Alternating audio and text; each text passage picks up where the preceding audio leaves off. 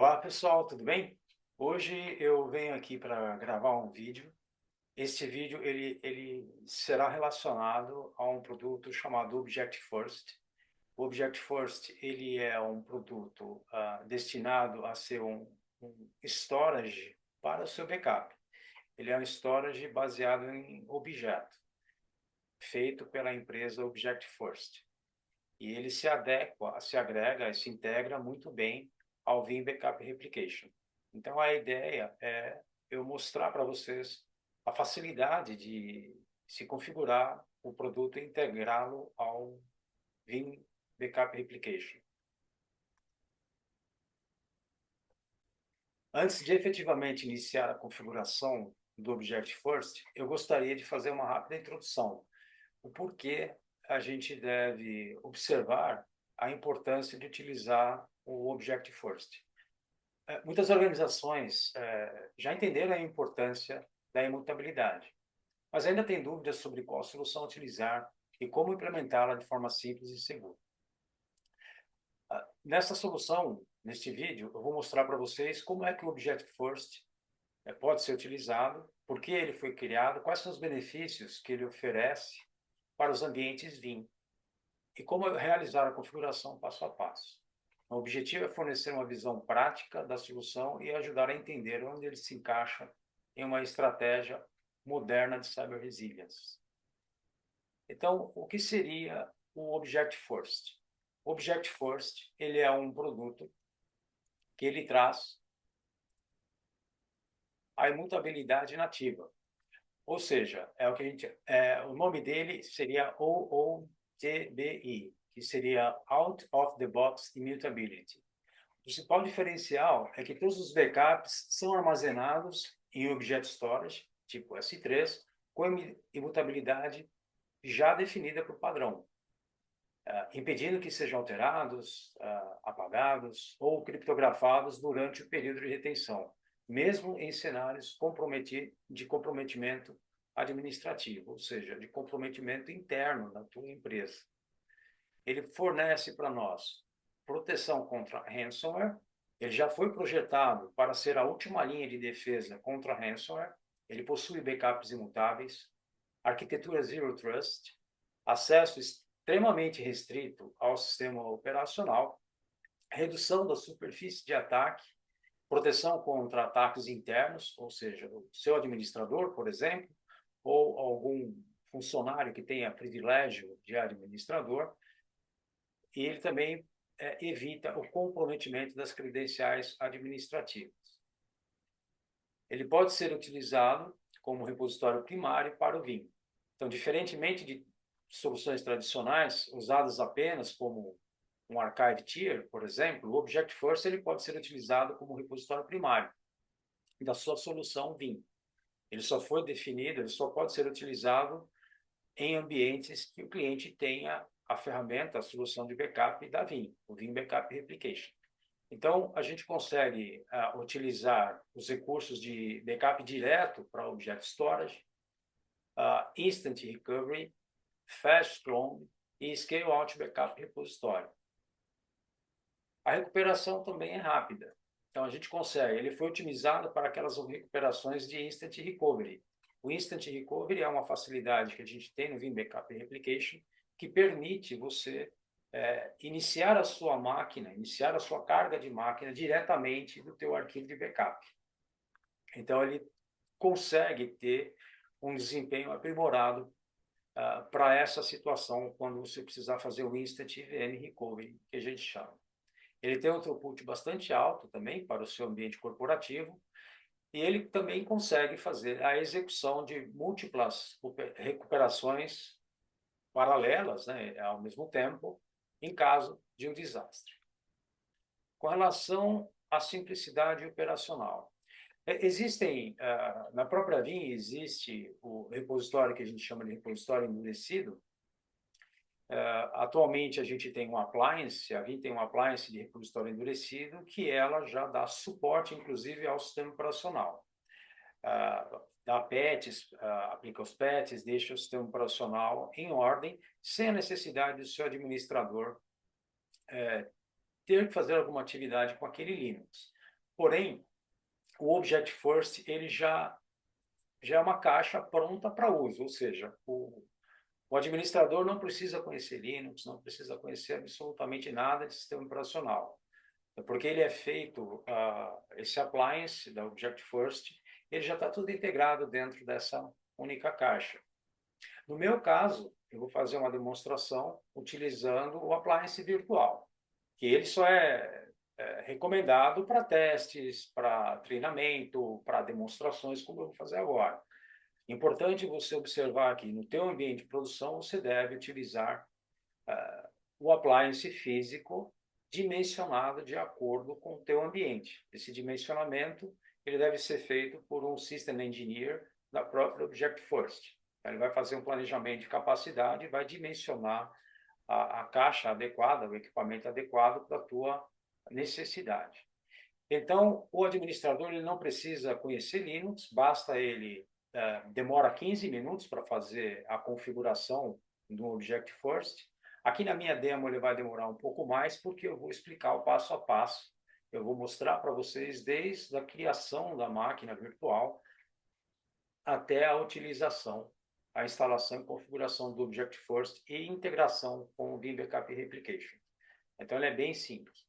Em termos de escalabilidade, também, né, você pode escalar atualmente de 8 terabytes, esse é o menor, a menor caixa que a gente tem, até 7 petabytes. Então, esse é a volumetria de armazenamento que a gente pode ter no produto.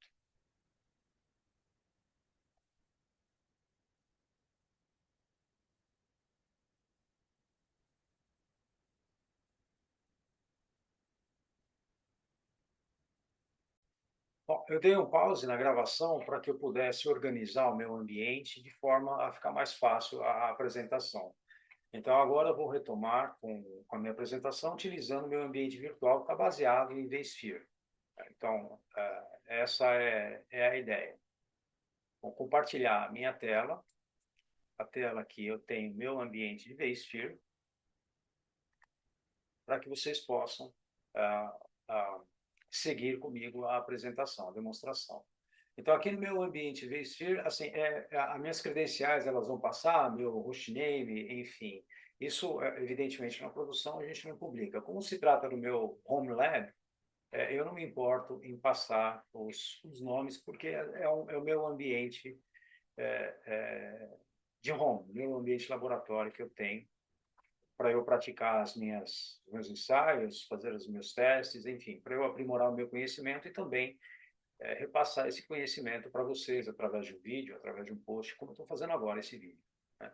Então, é bem simples. Aqui no meu host SX, basta eu clicar direito de mouse e vou fazer o deploy de um OVF template. Neste caso, em se tratar de um appliance virtual, eu fiz o download do site da Object First dos arquivos que compõem a máquina virtual, já o appliance pronto para uso. Então, é só clicar New Machine através do OVF, seleciona onde reside os seus arquivos que você fez o download, então aqui basta eu selecionar esse arquivinho OVA. Então, nesse momento, é só seguir esse formulário do próprio vSphere para que a gente consiga criar a máquina virtual já com o produto instalado. Então, ou seja, a configuração, nesse caso, ela é mínima mesmo. Então, você não precisa reconfigurar, criar a sua máquina virtual com tanto de CPU, tanto de memória. Evidentemente, num determinado ponto desse wizard, você pode fazer a customização do teu hardware, caso você queira. Teu hardware virtual. Next. Seleciona o nome da tua máquina. Eu vou colocar 02, porque eu já tenho um 01 instalado. E esse 02, eu vou gravar um segundo vídeo depois para mostrar como se expande o cluster. A gente vai entender exatamente como funciona aqui agora. Né? Então, next, escolha aqui o teu data center, caso você tenha mais que um. Escolhe o teu host SX, que vai acomodar a máquina virtual. E aqui você já pode deixar automaticamente ligue a máquina assim que o deploy acontecer. Next. Esse ponto ele demora só um pouquinho, porque ele está carregando os arquivos que estão no meu notebook dentro do Data Store do VMware. Aqui ele diz as configurações de hardware virtual, que estão definidas, as configurações dentro do OVA. Next. No meu caso, eu preciso economizar um pouco de espaço em disco do meu equipamento. Então, aqui eu vou alterar o tipo de provisionamento que eu quero. O ideal é que você trabalhe, mesmo sendo uma demonstração, com formato Tick Provisioned. Mas eu tenho pouco espaço, então eu vou usar o Tick Provisioned. Next.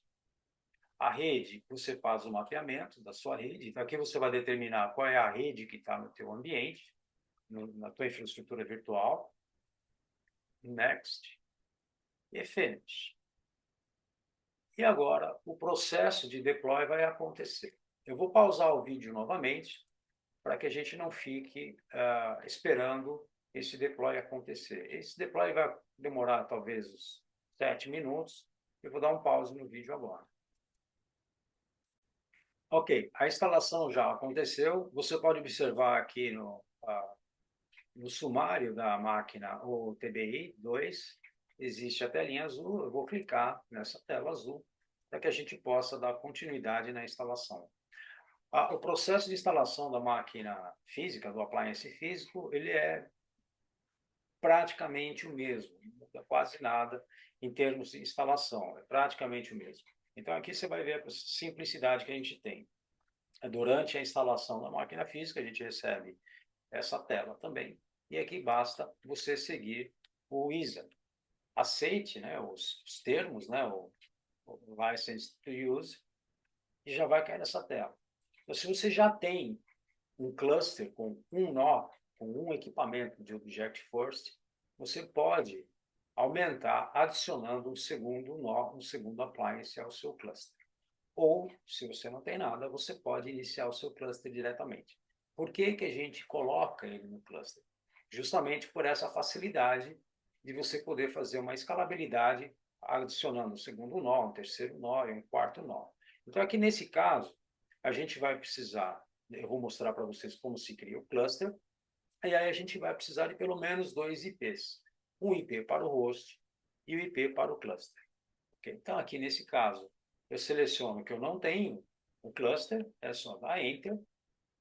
Ele já vai fazer obter algumas informações do hardware, e aqui basta eu atribuir o IP da minha interface. Esse IP é o IP do teu host, do teu nó.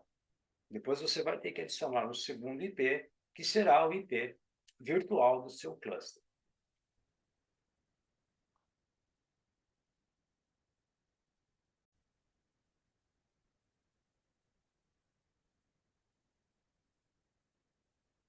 Ok, então agora eu vou adicionar, incluir o IP que eu tenho, 192, no caso, 168.1.50.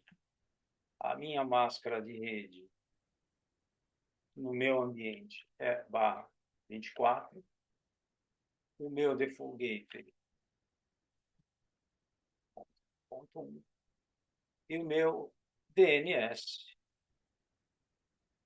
que é o IP do meu AD. Evidentemente, na tua produção, você deve ter um DNS secundário. No meu caso, eu tenho uns. Eu só conferir. Ok. Tudo ok.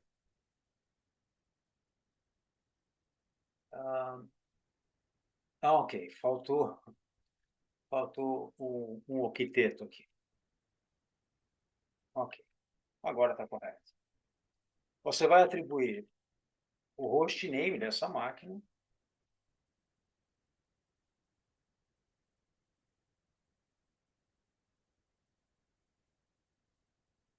Ele vai fazer a atualização do hostname, da interface de rede, para poder continuar com a configuração. Esse é um ponto de extrema importância. embora pareça simples, é de extrema importância. Atualmente, a gente tem inúmeras aplicações que são baseadas em horário. Por exemplo, tokens de autenticação, autenticação de duplo fator, o MFA, por exemplo, e isso precisa de ter um sincronismo de tempo entre os dispositivos que estão dentro dessa rede. Ele já veio cadastrado como Cloudflare, como sendo um provedor de tempo. A Cloudflare seria o seu relógio, mas no meu caso, eu vou apontar para o meu AD, que ele também fornece tempo. Porém, o meu AD ele não está com um protocolo que tornaria mais seguro. O ideal é que você utilize um servidor de tempo mais seguro. No meu laboratório, eu não tenho esse protocolo de NTS. Então, eu vou seguir com ele da maneira que está. Vai fazer o sincronismo de tempo. Após o sincronismo de tempo, ele vai fazer a parte de atualização do produto. Se você tiver conectividade com a internet, ou seja, se esse equipamento estiver com conectividade com a internet, ele já vai até o site da Objective First, verifica se essa mídia é a mídia mais atual, se não, ele vai fazer o download para você. Se você não tiver conectividade, você pode fazer isso através de um proxy. Você cancelaria esse cheque de update, daqui a pouco ele vai te dar a mensagem se não tem a conectividade, e aí você faria o acesso através de um proxy. Tá? Mas é bem tranquilo isso também. Tá? Vamos esperar um pouquinho, eu vou dar um pause no vídeo até que ele faça essa verificação. Pronto, o processo de atualização já aconteceu e o meu appliance virtual ele já rebootou. Então agora eu preciso atribuir um nome ao cluster. Eu vou colocar o nome, ele sugere esse nome, backup cluster, eu vou colocar 01 e atribuir o IP virtual do cluster. 51. É só continuar com o processo. A senha, você tem que definir a sua senha e você observa que a senha tem que ser, no mínimo, 12 caracteres. Então, eu vou colocar uma senha que atenda a esse requisito.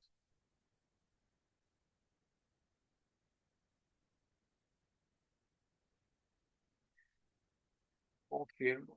Ops, eu acho que eu digitei a senha errada. Vamos novamente.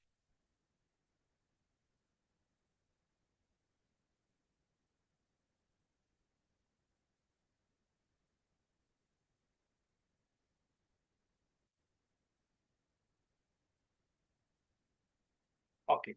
A senha agora coincidiu. Eu acho que eu havia esquecido de colocar no campo secundário.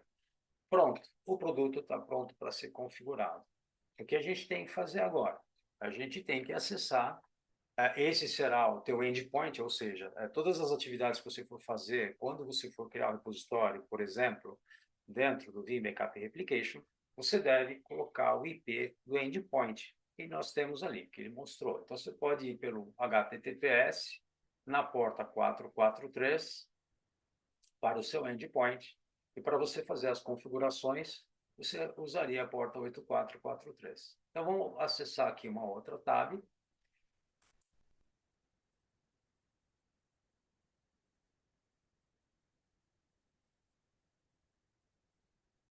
Olá, pessoal. Durante o vídeo anterior que eu estava gravando, eu não sei por que não foi capturada a tela de autenticação na interface gráfica.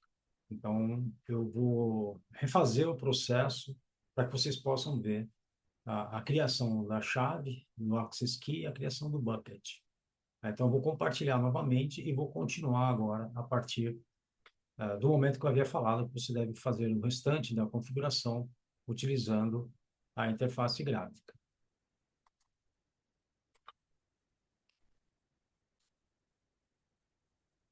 Ok, então, uma vez que você acessou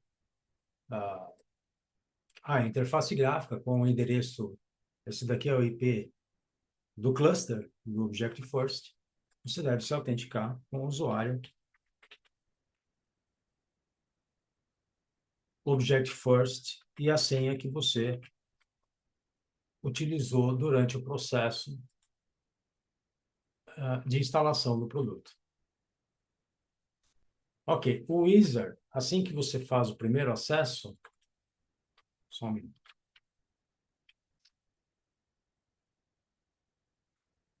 Assim que você faz o primeiro acesso, o Wizard ele entra já indicando aqui para você que você deve gerar a tua chave e depois você deve gerar o bucket. Então, o Wizard ele já orienta você a fazer isso. Nesse caso, como eu já criei uma chave, já existe a minha chave, esse Wizard não apareceu. Então, eu vou deletar essa chave e vou criar uma nova, somente para que vocês possam ver o processo de criação de chave. Ok, deletei essa chave, agora eu vou criar uma nova chave. Criei a chave, o processo é extremamente simples. Esse é o Access Key que a gente vai utilizar durante a integração com o Vim Backup Replication e também o Secret Access Key. Então, nesse caso, eu vou salvar esta informação. Eu tinha salvado, né, a chave anterior, vou salvar novamente. Esse é o único momento que você tem para fazer isso. Evidentemente, como eu havia falado, você não deve publicar essa chave, o secret key e o access key para todo mundo. Eu estou fazendo aqui porque é minha demo. Esse ambiente eu vou destruir depois, então não tem problema eu publicar para vocês aqui. Eu salvei no arquivo Notepad. Pronto. Agora eu posso criar os buckets, né? Eu vou criar um segundo bucket.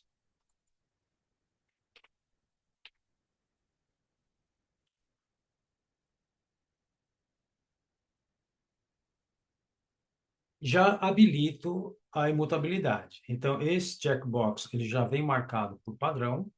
Isso indica que você vai ter o teu bucket imutável. Você pode desabilitar essa opção, mas eu desencorajo vocês a não fazer isso, porque se você comprou um produto que permite imutabilidade, faça uso da imutabilidade. Então, você deixa marcada a imutabilidade e aqui, eventualmente, você pode marcar a região que se encontra o teu equipamento. Next. Agora o meu bucket foi criado também. Então, eu tenho ele aqui e já foi criado. Eu vou salvar o nome dele aqui no meu Notepad para eu poder utilizar depois. Embora eu não precisaria salvar esse nome, porque durante a integração com o Vim Backup Replication, você tem um botão de browse que ele vai, uma vez que ele se autenticou no Object-Force através do Access Key e do Secret Key, você consegue mapear o conteúdo, o bucket que foi criado ali dentro. Então, agora eu vou encerrar novamente esse vídeo e preparar agora o meu backup server para poder acessar esse bucket. Até mais.